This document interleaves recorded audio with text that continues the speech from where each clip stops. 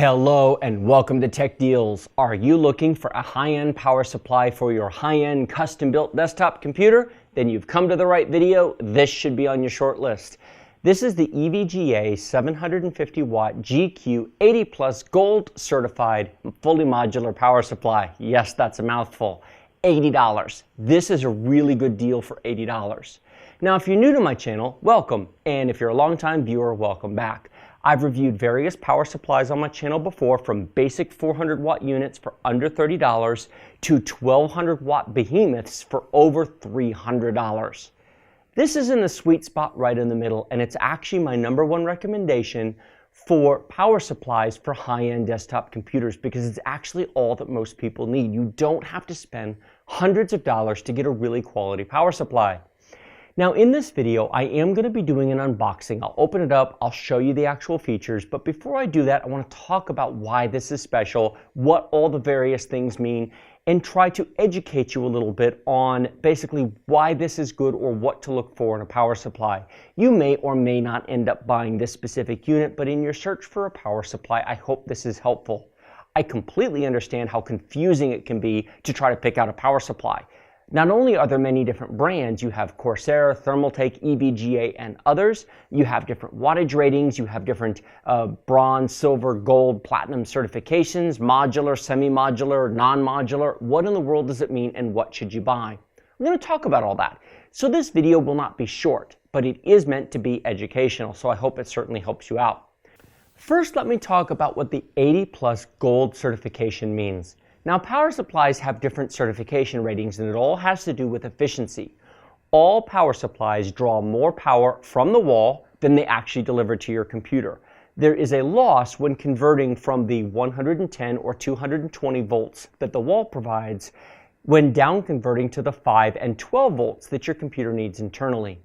Basic inexpensive power supplies are generally between 70 to 75% power efficient. That means that they pull up to 30% more power from the wall than your computer actually needs. The lowest level of certification is bronze level. Bronze power supplies are generally in the 80 to 85 watt power efficiency range, so they're about 10% more efficient than your basic no-name power supplies. Gold power supplies are even more power efficient. In the North American area of the United States, in the countries that use 110 volts from the wall, a Gold Plus certified power supply is 90% efficient. In other parts of the world that use 220 volts, it's 92% efficient. This means that this power supply will draw up to 20% less power from the wall than a basic inexpensive power supply will. Does that matter? That depends on where you live. That depends on what you pay for electricity, and that depends on how often your computer is turned on. But over time, especially if you pay more for power than average, it can make a difference. And the extra $10 to $20 premium that you pay for a gold-rated power supply over 3 years of ownership can definitely pay for itself in better efficiency, lower power bills. Now that's what the gold means. It has nothing to do with the wattage or how many power connectors a power supply has. It has to do with how efficient the power supply is. Now let me talk about the 750 watts for a minute. How much power do you really need? This is a very common question. This specific power supply can be had in a 650 watt version and an 850 watt version. How much do you really need? Let's do some math really quick. The high-end enthusiast desktop platform from Intel is currently Broadwell E. You can get it in 6, 8, or 10 cores, all of which have a maximum power draw of 140 watts. Most of the time, they will not draw that much power. That is the maximum it's designed to draw. But let's use the 140 watt number because that's the maximum. Furthermore, let's give the motherboard a generous 30 watt allowance. Most motherboards aren't going to use 30 watts, but we'll give it 30 watts just to cover our bases. Furthermore, let's add something for all of your drives. Most solid-state drives use less than 10 watts. Most hard drives these days also use less than 10 watts. But let's say such a computer is going to have several hard drives and several solid-state drives, so let's give it 30 watts for our drives. 140 plus 30 plus 30 brings us to 200 watts. Now we need a nice graphics card. Let's go with the current top-of-the-line graphics card. the NVIDIA GeForce GTX 1080 graphics card. That card has a nominal power draw of 170 watts. That's what the reference model is designed for. But let's say we buy a nice factory overclocked high-end card and we overclock it even further. So let's give ourselves another 30 watts of margin. We're going to call that graphics card 200 watts. 200 plus 200 is 400. We're not even remotely close to 750 watts. But you're building a high-end machine. You want 2 of those graphics cards. Fair enough. 400 plus 200 is 600. A 6 or 8 core high-end Broadwell E processor, motherboard, hard drives, SSDs, and 2 GTX 1080 graphics cards only gets you to the 600 watt range. Let's add another 50 watts just because. Maybe you have an extra sound card and Wi-Fi adapters and 10 things plugged into the USB ports, and you filled all the slots with RAM, and you have 10 hard drives, and you want to give yourself plenty of margin for error. This is still enough power. Furthermore, this is better than the average 750 watt power supply because it will deliver almost the entire 750 watts to the 12 volt rail. This is an important point that is overlooked when you look at the wattage rating of power supplies. A less expensive bargain basement 700 watt or 750 watt power supply might only deliver 600 or 650 watts to the 12 volt rail. There's 3 rails on power supplies, 3.3 volts, 5 volts, and 12 volts. This will deliver 748.8 of these 750 watts, which is basically all of it, to the 12 volt rail, and the 12 volt rail is what powers your CPU, motherboard, your video cards, all the high power draw stuff. That's important. Furthermore, it will deliver all 750 watts at 50 degrees Celsius. Many less expensive power supplies won't. They'll only do it at 40. Now you might be thinking, well, my house or apartment or where I live is not 50 degrees Celsius. That's crazy. It's not your room temperature. It's the temperature inside your computer that counts. If you've got 2 high-end graphics cards, a high-end CPU, the temperature in your computer inside the case is much higher than outside. That's something that you don't think about very often. I didn't used to until I did more research and learned all about the whole range of power supplies. How much does it deliver on the 12 volt rail, and how much does it deliver at 50 degrees Celsius versus 40? Something to keep in mind. One other nice feature of having a higher end power supply is 0 fan speed. The fan inside the power supply, and all power supplies have fans, it does not turn until it's about 50% utilized, which means when, for example, when your graphics cards aren't being used, this fan is completely silent because it's not turning. So if you want a quiet machine, if you're browsing the web, if you're watching videos and you have a low demand on your system, this fan won't turn. In fact, with a single GTX 1080, it may never turn. You might have to install 2 graphics cards for the fan to spin. It's a very efficient, very low noise power supply. That is a nice feature that you don't necessarily get in the less expensive units, is the 0 fan speed technology. This also has a 135 millimeter fluid bearing fan, extremely silent. Many power supplies have 120 millimeter or even 90 millimeter fans, and they're either sleeved or ball bearing, which means they make more noise. Being a fluid dynamic bearing fan and being a 0 speed fan, completely silent in most cases. Very, very nice. Another thing that you may not think about is overcurrent and undercurrent protection. Now, you should always connect your computer to a quality surge protector or an uninterruptible power supply. However, this has built-in overvoltage, undervoltage, overcurrent and undercurrent protection, as well as surge protection. As the power comes in, it will step up the voltage or step down the voltage and the current as needed to provide very clean power to your components in your system.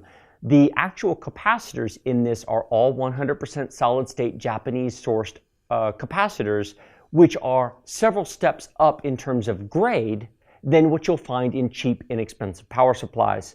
If you are building a $1,500 or more desktop computer, if you're putting quality components and you plan to overclock, you definitely want a good power supply that will provide very clean voltage, very stable current to the components in your system to give you a stable overclock. Saving $20 on a power supply when you're putting in high-end components is simply not worth the money and not a good idea. This has very high-end components within it. Video cards. I mentioned that this has enough power to provide for multiple graphics cards, and it does. In fact, while NVIDIA no longer supports three-way SLI, AMD still does on Crossfire. This comes with 6 8-pin PCI Express power connectors. Now, they are actually 6+2, meaning you can use them as 6-pin or 8-pin, the extra 2 pins separate. You could connect 3 video cards that each use 2 8-pin PCI Express power connectors, and this will provide power to all of them. Now, in fairness, if you were actually going to connect 3 video cards, I would step up above 750 watts. I would go probably to 850 or 1000 at that point. But a pair of GTX 1080s, factory overclocked, such as the EVGA for the Win card, each card uses 2 8-pin PCI Express power connectors. No problem. This provides all that you need. Very, very nice. What other connectors does it provide? It has 2 8-pin CPU connectors. This is needed for very high-end desktop boards. Now, if you just have the standard 4-core chips from Intel, then you're probably only going to have a single 8-pin CPU power connector on your motherboard. Do you have Broadwell E? Do you have an X99 board or even a server motherboard? Well, this has 2 8-pin connectors for the motherboard, so you can absolutely power high-end machines. That's very nice. Furthermore, it does come with 3 Molex and 1 floppy power connector, which you probably won't use, and since it's modular, you don't have to connect. It does come with 9 serial ATA power connectors. Multiple solid-state drives, multiple hard drives, a DVD burner or 2 if you need them. That's a lot of hard drive and solid-state drive connectors. It comes with 9 of them, 3 each on 3 separate cables. Finally, 5-year warranty. EVGA has excellent customer service. I can speak from experience here. They provide a 5-year parts and labor warranty on this. If you have any problems in 5 years, contact them. They'll get you taken care of. They'll swap you out with a replacement unit. No problem. So great warranty coverage, great features, high-end quality components. For $80, this is a heck of a deal. You don't have to spend hundreds of dollars to get the quality components, the fully modular power supply, and even for all the components I mentioned, it provides all the wattage most people need. You don't need a 1,000-watt power supply. You don't need to spend $150. For $80, this is all you need. Now, enough talking. How about we open it and take a look and see what it looks like, shall we? I mentioned that I will be doing this. I think I mentioned that I'll be doing a build with this. This will probably end up powering my 4-core i7-6700 machine. That's not set in stone, we'll see, but that's probably what this will end up in. And I might end up putting 2 video cards in that machine, which I have no worries this will power. Just because people have been asking me to do GTX 1070 SLI videos, I might do that with this. Oh, and there's a piece of tape up here. We'll get this. So in the future, expect to see this installed in something. One thing I like is the quality packaging. This is actually a very nice box. Save the packaging. If by chance you ever need to ship it back, or, well, okay, you don't have to save the packaging. I'm pretty anal retentive when it comes to packaging. I like keeping this stuff. Very nice thick manual, which is probably written in, yeah, a bunch of different languages. But there's interesting information in here if you care. Take a look at how it's packed. That's really nice. There is form-fitting foam protecting it. This is very well protected. Inside here are all the modular cables. You only have to connect the cables that you actually need. This keeps the inside of your machine clutter-free, so you don't have a whole bunch of loose cables not plugged into anything inside your machine. And if you are worried that there aren't enough of them, now this is the actual power cable. That goes to the wall. Here are a bunch of modular cables, and I'll open these in a second and show those to you. Screws. It does come with 4 case screws. These are the screws that you screw into the back of this to connect to your to your computer case. Now, many computer cases come with those, but it's nice that this comes with it in the event that you don't have them. I'll stick that over here. Let me pull this out of the box. And we'll put that over there. It's wrapped in plastic, which I'll just end up tearing. That's okay. Plastic pile. That's nice. It is a completely black power supply. So if you're doing a themed build, color-themed build in your computer, know that it's basically a black power supply, so it won't conflict with anything else in your machine. The label on the side, the only color is the 80+ gold logo, just letting you know that it is in fact gold certified. And it's got the 750GQ logo there. Please note, it is longer than your standard power supply. Standard power supplies are a little bit shorter. No computer case that you should put this into will that be an issue. If you've got a mid-tower or full-tower computer case that's designed for high-end components, this should have no issues fitting. It's very nice. Here's the 135mm fan on the bottom. Now this part is actually what goes out. This fan sucks air from inside your machine and then exhausts it out the back. Cheaper power supplies have a small fan right here, usually 80 or 90mm, and it's louder. That is going to be very silent. But remember, zero fan speed technology, that will not spin until the power consumption reaches about 50% on the power supply. On the back, you have all of your modular plugs. This is where you're going to plug all these cables into only as you need. They are labeled directly on here, so you're not going to confuse them. And furthermore, they're also keyed. They're different shapes, so you shouldn't plug anything where it doesn't belong. There is also an eco switch down here. You can turn this on or off, which I imagine, I'll have to look in the manual to see what that does. That might be, I might put some text up here once I've read it and seen what the eco switch does. Now you'll notice there is one hard connected cable. I mentioned this is a fully modular power supply. It is. This is your ATX power cable for your motherboard. You have to use it. So it might as well be connected. There's no point in having that be modular since you have no, that's what powers your main motherboard. Let me set this right here and I will open these up. Now this is nice. This just goes to show you when you buy a quality product, these aren't cheap twist ties holding these cables together. These are reusable Velcro. Save these. When you put the cables inside your computer, use these to cable management, to hold all of your cables together inside of your machine, rather than using twist ties, which can eventually abrade and cut into the power cables, which you don't want to do. Use these soft Velcro ties inside your machine. These modular cables, this one here, you can't see it, but that's the CPU connector. Basically, this end will plug into the power supply just like it goes. There it is, CPU 1, and it's labeled, and it fits just like so. And that is keyed differently than the VGA ones are, so you can't plug it into the wrong spot by mistake. And it is locked, so that's not coming out. There's a little clip that you'd have to push to pull it out. But once you plug it in, it snaps into place. And this is the 8-pin power connector for the CPU on your motherboard. And yes, these do come apart because some motherboards have one 8-pin and one 4-pin. So you can absolutely separate those for that one. And then this is the other 8-pin CPU connector if you have such as a Broadwell E or a server motherboard that needs two.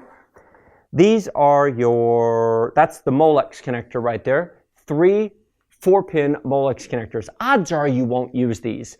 This is pretty rare these days. If you need it, fine. I mean, it does provide 3 Molex connectors, but... And this is these are your graphics card cables. This is the 8-pin. It is 6-pin plus 2. So either if you need a 6-pin, it's a 6-pin. And if you need an 8-pin, then it just snaps together like, there we go. So, and then that's for an 8-pin PCI Express power connector for a video card. And you have 2 of these, which have a single connector on either end. And then you have 2 cables with 2. So if you have 2 video cards and they each need 2 8-pin PCI Express power connectors, not a problem. This has got you covered. This end plugs into the power supply, And this end provides two 8-pin PCI Express power connectors. Now you might say, wait a minute, two 8-pins on one cable, is that okay? Yes. First of all, this is a fairly thick, heavy-duty gauge cable. Second of all, they wouldn't have provided this if it didn't provide enough power, so it's fine, don't worry about it. And there are two of them. So that is your 6 8-pin PCI Express power connectors.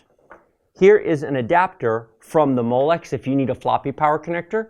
Oh, that's interesting. They actually provide two floppy connectors. So if you need a floppy power connector, two of them. Odds are you won't use that. And then this here is 9 serial ATA power cables, 3 on 3 different cables. So if you only have 3 drives, for example, just use one cable and reduce cable clutter. Or if you have 9 drives, you can use all 9. Otherwise, there is nothing else in the box, but it's a very nice box. EVGA's 750 watt, gold certified, fully modular power supply with lots of cables, $80, that's a deal. Like this video if you like it, don't if you don't. Remember to subscribe to my channel with the big huge red button down there for notifications on future videos. Questions and comments go in the comments box below, and as always, check out my video description. I will have a link to Amazon and Newegg for this power supply. Go check it out, buy it wherever it costs the least. It's a great, great deal. I highly recommend this for high-end desktop computer builds. Thank you very much for watching, and I will see you in my next video.